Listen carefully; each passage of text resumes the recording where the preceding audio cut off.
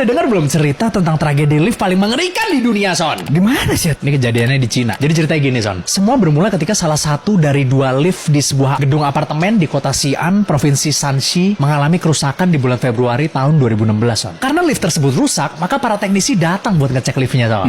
Setelah dicek kerusakannya dan dipastikan bahwa tidak ada orang di dalam, petugas lift langsung mematikan dan meninggalkan lift begitu saja. Karena kan ada lift satunya lagi. Walaupun hal ini sebenarnya tidak baik ya, karena kalau misalnya ada lift yang rusak, ya harusnya segera diperbaiki dong. Warga apartemen pun protes secara terus-menerus dan kemudian mendesak pengelola untuk segera memperbaiki liftnya. Karena mungkin satu lift untuk apartemen yang tingginya belasan lantai itu rada ngeganggu juga ya lama-lama. Akhirnya pengelola setuju untuk memperbaiki lift tersebut. Mereka kemudian menyuruh teknisi untuk mulai memperbaiki lift tersebut di tanggal 1 Maret tahun 2016. Sekitar 30 hari setelah liftnya rusak. Pas liftnya mau dibenerin, kan dibuka tuh pintu liftnya. Ternyata di dalamnya ditemukan sebuah jasad dari seorang wanita berumur 43 tahun yang sudah membusuk, Son. Wanita ini bernama Wu dan dia tinggal di lantai 15 di apartemen tersebut. Para teknisi tentunya terkaget-kaget dan segera menelpon paramedik. Loh, kok bisa nggak ada yang tahu, Bang, kalau ada yang kejebak di situ? Oke, gue jelasin ya. Alasan pertama, Nggak ada influencer? Bukan dong. Soalnya di dalam liftnya nggak ada CCTV yang pertama. Dan pada saat lift rusak pertama kali nih,